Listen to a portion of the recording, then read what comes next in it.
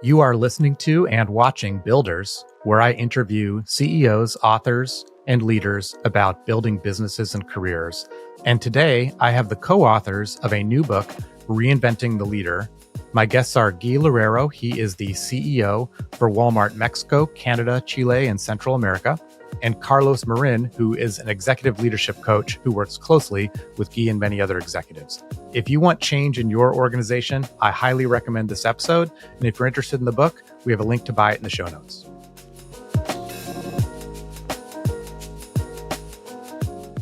Gui, Carlos, great to see you. Thanks for being on the program. Thank you for having us. Thank you, John. Thanks for having us. Pleasure to be here. Yeah, you've got it. I'm really happy to talk about your book, hot off the presses. Gui, I want to ask you about something you talk about at the beginning of the book. So take us back a few years. I think a few years before COVID, you're CEO of a massive division of Walmart. It's called Walmex. And if you look at the numbers, the financials, you're riding high.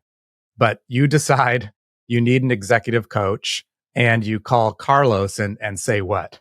Well, I called Carlos. It started by asking Carlos. We knew each other very well. We did some transformations before, and we trusted each other. So I called Carlos and said, "Carlos, I want to start a transformation of this business. I'm not very clear about exactly what I do, but we see other parts of the world that the digital transformation has already happened. It's a little bit late in Mexico. It's going to come. But the business is doing very well, and I'm not sure the whole team is going to be, especially the top team, is going to be willing to go through this transformation while we are doing very, very well. It can be seen as a distraction." And then I explained it to Carlos what I knew at that time. I said, "Can you help me to convince the team that we should do it? And can you help me to work to get it done?" And Carlos listened to me very carefully, as he always do. And he just asked me one question. Said, "Give, fine, but before we start, I can help. But before we start, can I ask one question? Who's going to be the CEO of this new company?" And I thought, okay, you're kidding. No, I am the CEO. Not I am the CEO, and I will continue to be the CEO. He said, "Yeah, but you're not ready for it. You're not prepared." And then he started to explain, "You are command and control. You don't listen when you think you have the answer. And the company that you want to prepare to succeed in the digital era is the contrary of you are normally used to. The same way you want to transform the company, you need to transform. Not sure you can do it, no." And then I said, "Yeah, I want." When he got the view that I really wanted it, he said, "Okay, so if you really want it, you can." And then he started to help me before he helped the company. And the funny thing about this is that we always think others have to change. You never think about yourself having to change. That's what Carlos opened my eyes to. That's really interesting. It's almost like you're running, or you have created the company that you know how to run, not necessarily the company that you want to run or the division that you want to run. That's really interesting. Carlos, so you take the call, and you knew Gui for a while, but in general, what's your process for understanding how to help and how to coach? Your clients are probably all high performing leaders, but have different backgrounds or from different industries, and you might not understand retail the way that Gui understands retail. So what's your process for starting an engagement? Usually is to look at the people that report to the leader and try to get an assessment of how they are perceiving him based on his actions, his leadership style, the behaviors that he exhibits as a leader. And so the process is usually trying to gather that information first, and then come back to him with a mirror about how he's being viewed by other people, basically. And since I knew Gui, I knew that he was now in a different corporate culture, very differently than what he had before. And sometimes, even though you can be very successful in one organization because you are kind of aligned with the culture, your style is perceived as something useful and helpful, and you go into another more structural, more traditional, more command and control, as he mentioned, culture, then some of your tendencies to be yourself can be malinterpreted or interpreted in ways that are not very helpful. And so the process is about helping him align his own way of behaving with the behavior of, with the expectations of the company, and then begin to see how you go about changing that slowly. Did you know that Builders is sponsored by Business.com? I'd love to tell you about a new free membership from Business.com for small business decision makers. It's called Business.com Plus, and it's designed to address the pain in selecting new products and services. What is the pain, you might ask? It's things like knowing which vendor is best for your specific business, negotiating pricing, having access to someone who can answer questions for you. The new membership, Business.com Plus, handles all of that with a dedicated advisor, pre-negotiated pricing, and solutions tested and reviewed by experts. Check it out at business.com/plus. That's business.com/PLUS. You know, it's interesting when I and maybe others think about something like a digital transformation or transformation of some kind. I think maybe you might think, well, we need new technology, we need new process, we need to like find inefficient uses of capital, replace those, invest in other places. But that's not necessarily where you are starting. You're starting with understanding behaviors, motivations, why the company is what it is. Guy, maybe you could talk through, because that's not necessarily the first thing that I would think of. Maybe if you could talk through, Guy, something that you had to, maybe a surprise you got in 360 feedback, or something that you really had to look at closely about yourself to inspire future change. First of all, I think that one of the biggest ahas we had in our transformation was helped by the fact that the whole digital transformation was late in Mexico as a country, was that we would benefit a lot by changing the way of working and by changing the way we behaved before we even invested in even more technology. So we had the time to prepare the company for it. Normally, when those things happen, you start to put a lot of money on technology, on digitalization, on everything, and then you see what happens to people and you start to accommodate this. But we had the chance to move people towards that new way of working before we did that. And I think that one of the things I learned was when I knew the answer, or I thought I knew the answer, I was not listening, even if I let time for people to talk. People would talk, but I was just inviting them to talk, just to be able to put my position, to impose my position at the end. That was not compatible with the way we were trying to implement the company, of empowering people, of giving more freedom for people to work on it. So interdisciplinary teams with being empowered to deliver the goals. And if the boss thinks he knows the answer and he or she wants to deliver the answer, doesn't matter what other people say, then you're not ready to lead that company. Very interesting. And I want to kind of apply these lessons to maybe something facing every company today. And that's tools, generative AI tools that can help marketers, that can help content teams, that can help pretty much any function within an organization. And your book discusses the drivers and challenges of change. But Carlos, how would you approach or think about helping a leader who's saying to themselves, I know, or I believe I can be 20, 30, 80% more efficient, but I have to sort of convince my organization of that, or I have to go on a journey to try to figure that out. Well, it was interesting because in the case of Guy, Guy initially assumed that he wanted me to help him with the team. You know, they were the ones who needed to do some changing. And so Guy, his initial contact was based on our previous experience of getting the team, you know, aligned with that. And again, remember that this is a very successful company. It's a company that is doing very well. And so the question was, you know, why do we need to change? And so with the kind of transformation that he started to envision, required that the team had to be in a place where they could begin to understand what they needed to do. And of course, not all of them were ready to make that change. Some of them, as we talk about in the 3 questions, do you understand what this is about? Do you have the skills? Do you want to do it, kind of thing.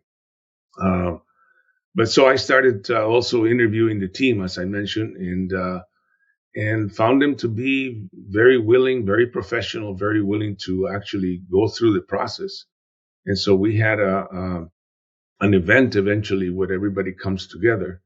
And the bottom line of this is the old traditional need to communicate better. So there's a lot of assumptions that people make about who the leader is. They don't know Guy yet, so they're making assumptions that are not really tested. Guy is also making assumptions probably about what's going on. And so the idea is to put everybody in a place where they can begin to talk, and not about the business itself, but about who they are and what it is that they need to do, and get them to, get what we call a psychologically safe place for people to begin to drop the facades and drop their, the way they want to be perceived by others, and just be themselves, kind of thing. And so that process is very revealing even to them. So sometimes people have worked together for years, but they really didn't know each other until they went on a trip together with their families or something. And so this is basically something like that. It's create a space where they can begin to be more themselves, and understand themselves as people, not just based on the roles they play, you know. So because if you're the financial guy, or if you're the sales guy, that's your persona. That's who you bring to the table. And the you that is within you stays pretty much covered most of the time. I was going to ask you about those 3 questions, and I'm really interested, Guy, in the second question. Do you have the skills? Because that seems to be something in a transformational context that could potentially feel very threatening. If you're transforming, it's almost implying you're asking someone to do something that they haven't been doing for the last few years. Maybe you could talk about that how maybe you applied that a question in one of your contexts, how someone can think about it. The idea came in a meeting we had with a consulting company that was helping us. And we were in a decisive moment of shall we go, not go for that route of the transformation. And they said, everybody, the company and every person has to answer the 3 questions. And the first one is, do you understand it? And to my surprise, many times I realized people didn't. Mm. And instead of blaming people for not understanding, I had to blame myself for not being able to explain. In part, the reason of not being able to explain was my think and other people think we're evolving. And I remember talking to one member of my team and said, you keep changing your views. And I said, yeah, I'm evolving. This is a new subject. I'm learning. And only stupid people don't change their minds. So, but it makes difficult for people to follow you. So we have to reinforce communication, and I had to learn. So I hired Annette Grant, who's a storyteller, to help me to tell the story better. And also we trained other people in the company, not only the leaders, but people that we knew there were voices heard in the company to tell the story. So understanding it is crucial. If you don't know where you go, you can take any bus. So people have to understand. And the second question is that, do you like it? Do you want to be part of it? Because some people didn't want to.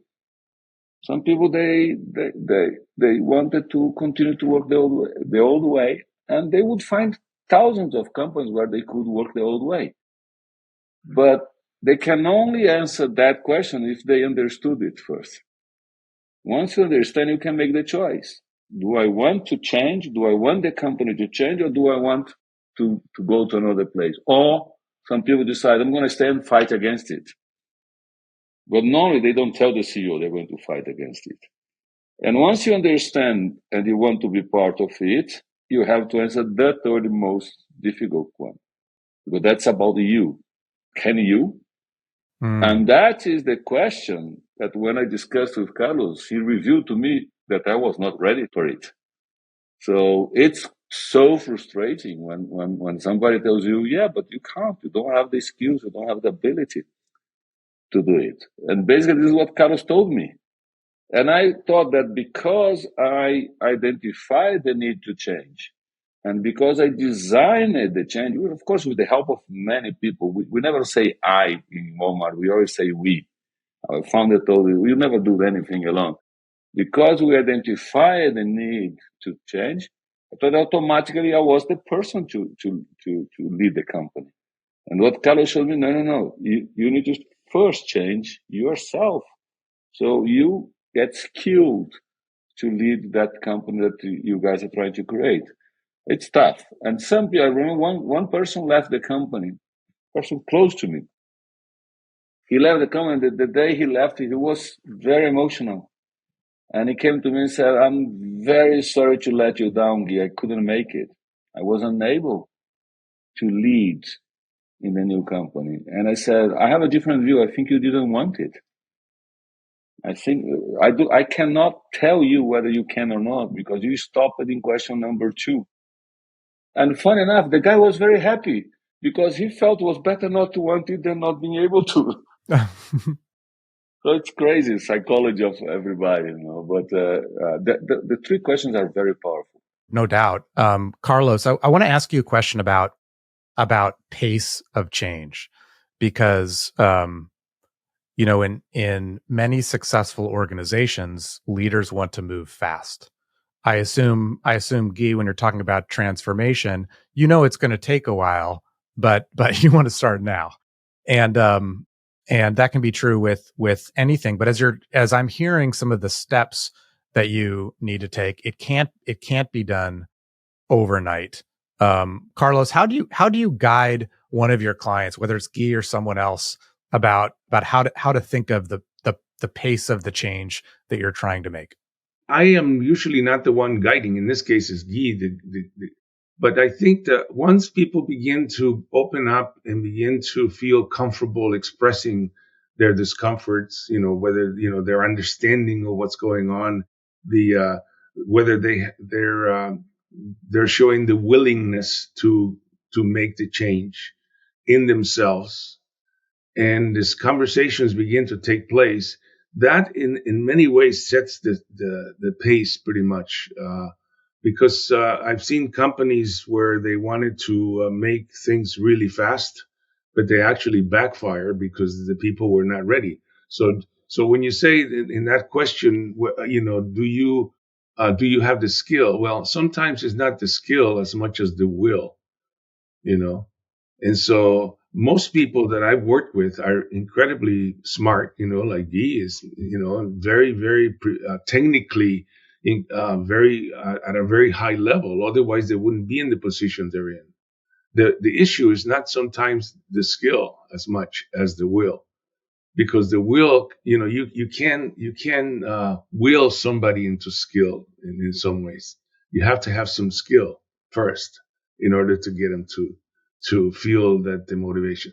The other thing is about do they when we talk about understanding, is do they see a purpose in them getting engaged in this process, in this venture, in this journey with Guy? Do they see a purpose in that, personally speaking? And most of them are very committed individuals who made the company become what they were. The high level professionals, high integrity, you name it, is all there. But the question to go to the next level and to do something that is a little bit dangerous from the personal point of view, stepping into something I don't really know very well. Can I be a beginner again?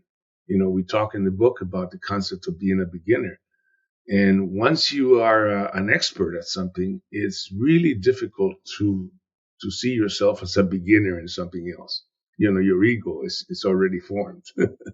Guy, everybody knows Walmart's a large company, but maybe could you give the audience a sense for how large your organization was at that time? Because it's not just necessarily your direct reports, that need to be on board. It's a lot of folks. Maybe could you give people a sense of the size, and then as you're sort of like cascading down, that might not be the right way to say it, but as you're like trying to cascade these themes down the organization, how you think about that. When we finish I know better the numbers, those are numbers. So when we finish you never finish it, but when I finished my term at the CEO of the company, end of 23, beginning of 24, the company was a $55 billion company, operating in 6 countries, 240,000 associates, more than 3,000 stores, and building 200 new stores per year, 6 million customers buying from us every day. Wow. And we, during this period between 2015 and 23, we doubled the size of the company. So the company was already very big when we started, which is the biggest company in the stock exchange in Mexico. Is the biggest unit of Walmart outside the US. So it's quite a big company. I say it's a 24/7 operation, sometimes a little bit crazy, but great, because we play a big role in the country of applying our purpose of helping people to save money and live better. One of the big themes of the book is about self-growth leading to business growth. We often ask this question to executives, but Carlos, maybe I'll turn it around and ask the question of you as you think about your own career and your journey as a coach. What's something that you had to learn to get you in a position to be able to help Guy and others like him? It's a very good question. I think a lot is about believing yourself. You know, sometimes in my position, in my evolution, there were times where I kept feeling like, what am I doing in this place with these people? You know, do I really have something to? But that was a very private, very deep down kind of conversation. And then you have to be very honest with yourself eventually. And to see that bringing your true self, even if you have some concerns about whether you belong there or not, but it's a lot about feeling or developing your own sense of security and your own sense of, yes, I can do this, and primarily is to see the responses that you're able to bring in other people. You know, some people are very open to what you're bringing, because you are bringing some things that oftentimes are not very comfortable. And you have to stand your ground in a way, you know. But one of the things perhaps that I've had to overcome is actually probably shyness, you know, and to be able to stand in front of a group of folks like Guy and highly accomplished people. And being able to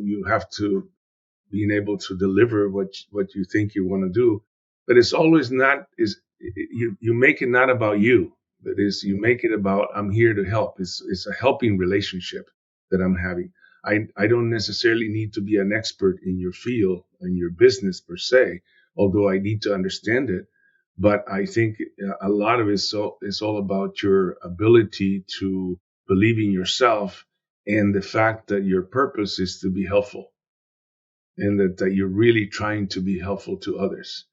And that changes you psychologically in some ways. You're no longer the guy who's standing there being an expert, like some of my colleagues are, you know, very, very comfortable being that way. I am more into my job here is to be helpful and to come up with a way to pose questions to you, to ask you to reflect, and to be courageously appraise yourself in some ways, in a very courageous way. But my job is to be your partner, your helper in this case. So it's about a helping relationship, which is a lot about empathy and a lot about understanding that process. And at the same time, there are times when you have to be pretty tough too, and take a risk. It's refreshing in hearing that answer to a certain extent, that everybody on some level has some imposter syndrome. I know. Absolutely. And Absolutely. And also, you were talking about being, you used shy as a way to describe yourself. And it makes me think of a question I want to ask Guy. I consider myself, more of an introvert, meaning that the way that I recharge is sort of by being by myself. And Guy, it can be said as sort of lonely at the top. And when you, during any of this transformation, encouraged, had a challenge, or maybe you said, I don't know how I can break through this point. What was your process for resetting or recharging? Yeah, so nobody believes me, but I was introvert as well. But during my career, I decided that this was not going to help me. So I probably went to the other side. In our business, we have one big benefit. If you want to energize yourself, go to a store and talk to our associates. If you go to a store and you talk to an associate, your perspective about a difficult day changes. And you see the way they are motivated, the way they do things. It's so energizing. So we can go to store. I energize myself by talking to people. And that helped the transformation, because when you're trying to change something, there will always be people that are against it. But most of them, if the CEO is very determined to change, most of them will not come to your office to say, I'm against it.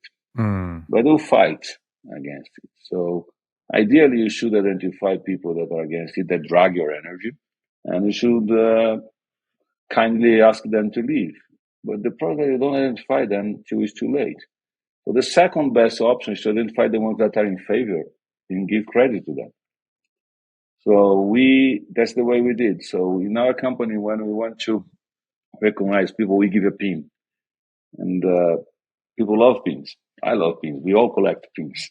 And we created one pin that says, there is a hierarchy of pins. So if you give a pin with our founder, man, this is the top pin.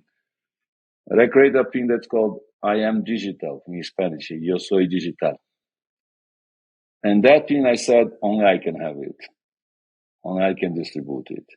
So I used to walk around and see people that were working agile, that were working with the new methodology. And I would give them, but slowly I would give to some people the pin. And others wanted the pin because people were like showing their pin, and it was a very scarcity helps in this sense. And people want the pin. And I remember that talking to those people were motivating me, talking to people that were lying. And going a little bit off the question, there was one time that one of the first products that we launched that was going to help buyers to buy better for events like Mother's Day. It says very difficult. You need to buy a large quantity, you need to distribute, and then if you don't sell by the day X, you have to liquidate the whole thing. And we created a tool that was very good. And half of the team was not using it. So I called a meeting with 5 buyers that were using it, 5 buyers that were not using it. And I talked about the tool. Because I walk around and I knew about the tool, and the 5 people that were not using it were quiet, of course. How can they talk about something they don't know about? Because they decided not to know. And the other guys were very enthusiastic about it. So at the end of the meeting, I gave a pin to each of the 5 buyers that were using it, and I gave a certificate, like, you are digital. Welcome to the transformation. And I look at to the other 5 buyers, and the only thing you want when you go to a meeting with the CEO is you want the CEO to get to know you at the end of the meeting. So I look at the other 5 and said, I hope next time we see each other, I can give you a pin. Wow. So those things motivated the team. I didn't say anything bad to them. I didn't call their attention. I was not rude. I just said to them, look, here's the pin. So we created the motivation things that others want to get to them. So, and by doing those small things, we ended up motivating the whole company. And I was motivated by that, by people joining the transformation that I helped to design. That is a really cool I'm going to have to story. get one of those pins. No, you didn't deserve it. You were a coach, but you're not digital.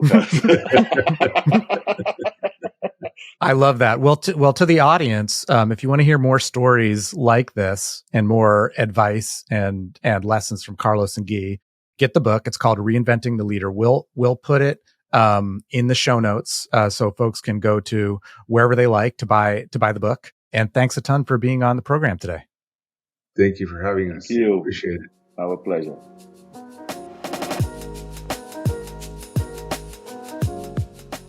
Did you know that more than 20 million professionals and business owners visit business.com and Business News Daily? Why? It's the best place for resources, advice, and information about how to grow your business. And if your goal is to reach our audience, you should become one of our lead partners, sponsor a section of the site, or sponsor even this podcast. Reach us at business.com/connect. That's business.com/connect.